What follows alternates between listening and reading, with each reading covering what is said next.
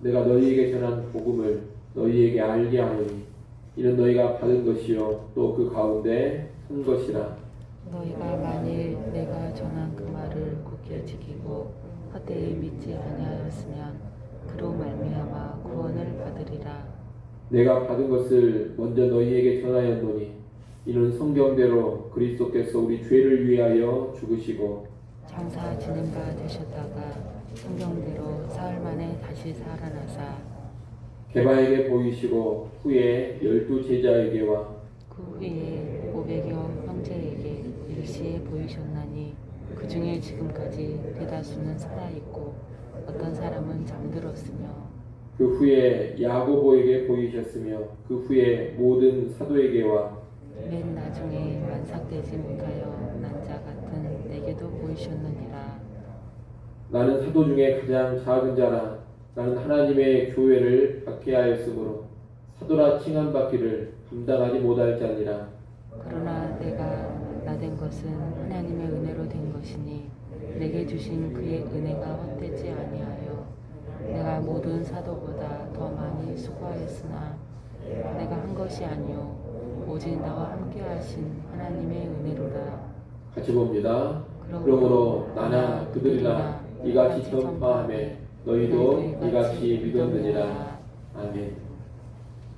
바울은 고린도전서 12장부터 14장에 걸쳐서 은사의 문제를 다뤘습니다. 이제 15장에서는 새로운 문제로 넘어갑니다. 그것은 부활에 관한 문제입니다. 오늘 본문은 부활에 관한 구체적인 문제를 논하기 전에 바울이 전에 전했고 고린도 교회가 들었던 복음의 내용을 다시금 확인하는 것입니다. 바울은 1절에서 내가 너희에게 전한 복음을 알게 한다는 말로 시작합니다. 이 복음은 바울이 처음 전하는 것이 아닙니다. 이미 고린도 교회에 전했던 복음입니다. 그 복음의 내용을 다시금 확인시키고자 하는 겁니다. 고린도 교회는 이 복음을 이미 받았고 그 복음 가운데 섰습니다.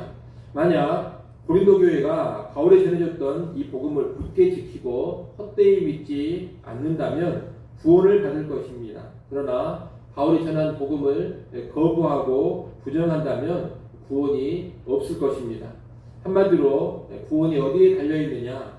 바울이 전했던 그 복음을 그대로 믿고 그대로 붙잡고 있느냐에 달려있는 겁니다. 이어 3절로 7절에서 복음의 내용에 관해서 바울이 다시금 설명해 줍니다. 3절에 보면 바울은 내가 받은 것을 먼저 너희에게 전했다고 합니다. 여기서 중요한 표현이 내가 받은 것이라는 어구입니다. 복음은 사도 바울이 지어낸 것이 아닙니다. 바울이 깊이 생각해서 만들어낸 것이 아니고 바울이 뭔가 깨닫고서 말한 것이 아닙니다. 이 복음은 바울이 계시로 받은 것입니다. 다시 말하면 복음의 기호는 사람이 아니라는 겁니다. 복음의 기호는 하나님이십니다. 바울은 하나님이 주신 복음을 받아서 그대로 전한 것입니다. 바울이 하나님께로부터 받아 전한 이 복음의 핵심 내용이 3절 하반절과 4절입니다. 3절 하반절부터 4절에 보게 되면 이는 성경대로 그리스도께서 우리 죄를 위하여 죽으시고 장사 지낸 바 되셨다가 성경대로 사흘 만에 다시 살아나사 이렇게 되어 있습니다. 복음의 첫 번째 내용은 성경대로 그리스도께서 우리 죄를 위하여 죽으시고 장사 지낸 바 된 것입니다. 그리스도의 대속의 죽으심과 장사 지냄 이것이 복음의 아주 중요한 한 측면입니다. 성경대로 이 말은 구약에 예언된 대로 약속된 대로 이런 뜻입니다. 그리스도는 갑작스럽게 죽으신 것이 아닙니다. 구약 약속의 성취로서 우리 죄를 위해 십자가에 달려 죽으시고 장사 지낸 바 되신 겁니다. 복음의 두 번째 내용은 그리스도께서 성경대로 사흘 만에 다시 살아나신 것입니다. 그리스도의 부활 이것이 복음의 또 하나의 중요한 측면입니다. 이 부활 역시 구약 성경의 예언, 구약의 약속대로 이루어진 것입니다.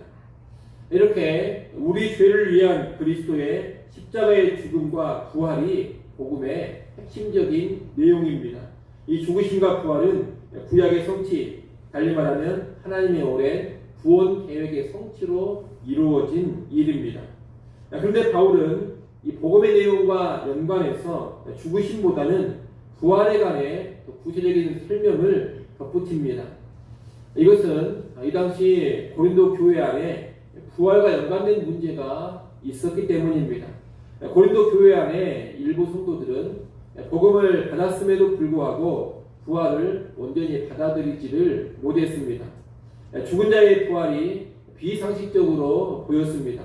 또 영에 비해서 몸을 중요하게 여기지 않는 그 당시 풍조 가운데 몸의 부활을 받아들이는 것이 쉽지가 않았습니다. 그래서 복음의 중요한 내용인 부활을 부정하고 부활을 믿지 않는 그런 사람들이 있었던 것입니다. 이런 사람들이 있었기에 바울은 복음의 내용을 말하면서 특별히 부활에 더 집중해서 부활에 관한 이야기를 구체적으로 언급하는 것입니다. 5절부터 8절까지 말씀이 복음의 내용 중에 부활에 관한 또 구체적인 설명입니다. 거기 보면 부활을 직접 목격했던 증인들이 나옵니다. 바울은 먼저 그리스도께서 부활하셔서 게바와 12제자와 그 후에 500여의 형제에게 일시에 보이셨다고 합니다. 그리고 그 500여 형제 가운데에는 죽은 사람도 있지만 아직도 대다수 사람들이 살아있다고 합니다. 바울이 고린도전서 편지를 쓰고 있는 그 당시 부활을 직접 목격했던 사람들 다수가 살아있었다는 겁니다. 그들만이 아닙니다. 부활하신 예수 그리스도는 육신의 동생 야고보에게도 보이셨고 그 후에 모든 사도에게 보이셨습니다. 7절에 보게 되면 그 후에 야고보에게 보이셨으며 그 후에 모든 사도에게와 이렇게 되어 있는데 여기 나오는 야고보는 예수님의 12제자 중에 하나인 야고보가 아닌 예수님의 육신의 동생 야고보를 말하는 겁니다. 또 모든 사도에게와 그랬는데 여기서 말하는 사도는 교회의 최고 권위자들인 12제자, 12사도 그룹과 구별되는 좀 더 넓은 차원의 사도들을 말하는 겁니다. 바나바 같은 사람이 이 넓은 의미의 사도 그룹에 포함된다고 볼 수 있겠습니다. 맨 마지막으로 바울은 자기 자신을 부활의 증인으로 언급합니다. 8절에 보면 맨 나중에 만삭되지 못하여 난 자 같은 내게도 보이셨느니라 이렇게 말합니다. 바울은 비록 만삭되지 못하여 난 자 같은 사람이지만 이런 바울에게도 주님이 나타나셔서 부활을 알게 해주신 겁니다. 바울이 부활과 연관해 이런 증인들을 언급한 것은 부활이 분명한 역사적인 사실이라는 것을 보여주기 위함입니다. 부활은 지어낸 이야기라든가 허황된 이야기가 아니라는 겁니다. 부활은 수많은 목격자, 수많은 증인들이 있는 역사적으로 실제 일어난 사건인 것입니다. 바울은 마지막으로 9절 10절에서 부활의 목격자인 자신에 대해 더 구체적인 이야기를 합니다.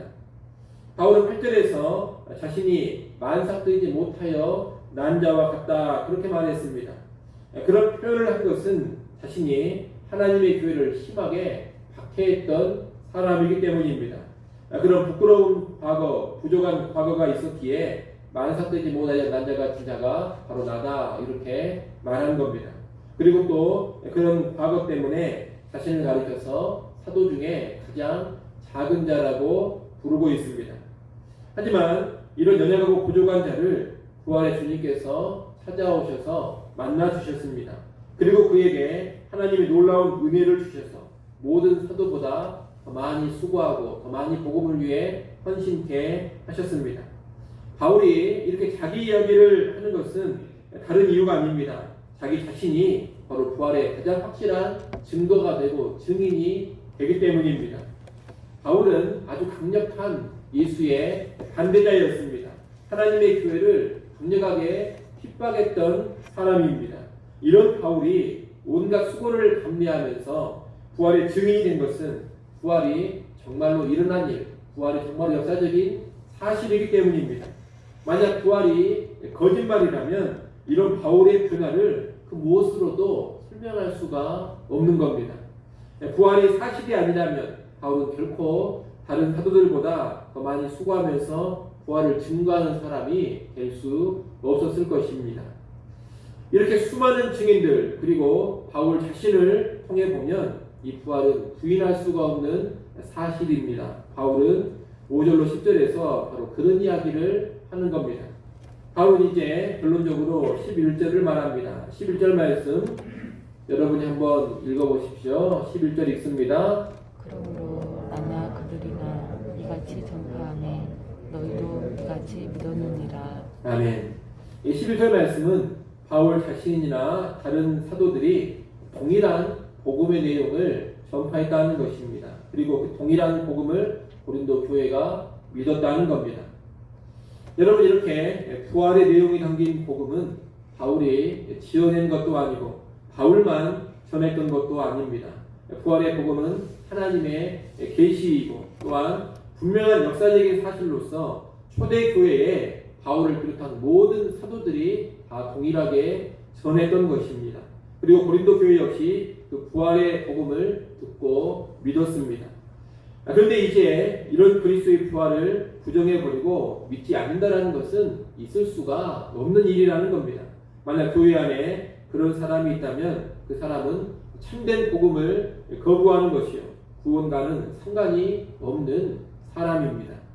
오늘날도 보면 교회 안에 있지만 예수 그리스도의 부활을 부정하는 사람들이 있습니다. 그들은 십자가의 죽으심은 인정합니다. 예수님께서 십자가에 달려 죽으신 것은 믿고 인정을 하는데 부활은 믿지를 않습니다. 이 부활이라는 것은 이성적으로 믿을 수 없는 일이라고 생각을 합니다. 그러면서 이 부활을 지어낸 이야기라든가 기독교의 신화로 간주해 버립니다.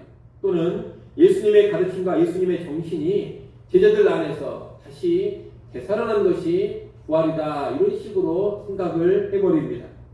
이들은 다 역사적인 부활을 믿지 않습니다. 예수 그리스도께서 정말 죽음에서 몸으로 다시 살아나셨다 이 사실을 인정하지 않는다는 겁니다. 신학자들 가운데도 이런 사람들이 있고 목회자들 가운데도 이런 사람들이 꽤 있습니다. 고린도 교회 안에 있었던 사람들과 비슷한 사람들이 오늘날도 교회 안에 있다는 겁니다. 하지만 오늘 본 말씀에 근거하면 이런 역사적인 부활을 부정하고 부활의 복음을 거부한다면 그것은 바울과 모든 사도들이 전했던 참된 복음을 부정하는 것에 다름 아닙니다. 복음을 믿는다면서 역사적인 부활을 부정하는 사람들은 참된 복음을 믿고 있는 것이 아닙니다. 참된 복음을 거부하고 자기 스스로 만들어내고 자기 스스로 믿고 있는 자기만의 복음을 수용하고 있는 겁니다. 한마디로 말하면 거짓 복음을 붙잡고 있는 겁니다. 그런 사람에게 구원이 있을 리가 없습니다. 부활의 복음을 부정하는 사람은 구원과는 아무런 상관이 없는 사람인 것입니다. 우리는 이것을 분명히 알고 십자가의 죽음과 더불어 부활을 분명히 믿는 그런 신앙으로 살아갈 수 있어야 되겠습니다.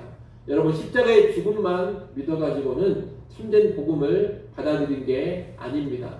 부활까지 온전히 믿어야 참된 복음을 믿는 것이고 수용한 것입니다.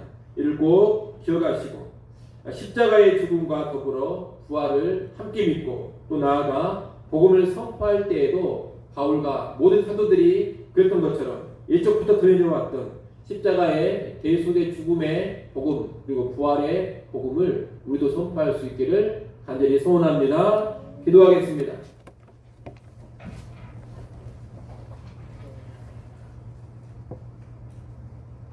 하나님 아버지, 우리에게 구원을 주는 복음이 그리스도의 십자가 죽음의 복음이요 또한 부활의 복음이라는 것을 분명히 알게 하시고 분명히 믿게 하여 주시옵소서. 예전 고린도 교회 안에 그릇된 사람들이 있었던 것처럼 지금도 교회 안에 예수 그리스도의 부활을 믿지 않고 예수 그리스도의 부활을 받아들이지 않는 사람들이 있습니다. 우리가 그들의 가르침에 미혹당하지 않게 하시고 그런 그릇된 신앙에 요동치 않게 하여 주시옵소서.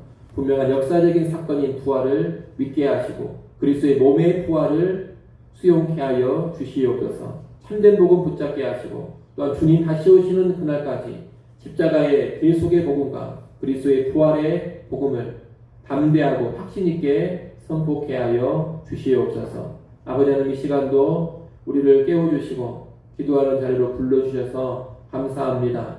우리의 모든 필요, 모든 구할 걸 감사함으로 믿음으로 하나님께 아뢰게 하여 주시옵소서. 기도하는 이 시간을 통하여서 세상이 줄 수 없는 하늘의 평안으로 충만해지게 하여 주시옵소서. 주의 능력으로 덧입혀지게 하여 주시옵소서. 그리하여 오늘 하루도 승리하는 삶 살아가게 하여 주옵소서. 예수님의 이름으로 기도드리옵나이다. 아멘.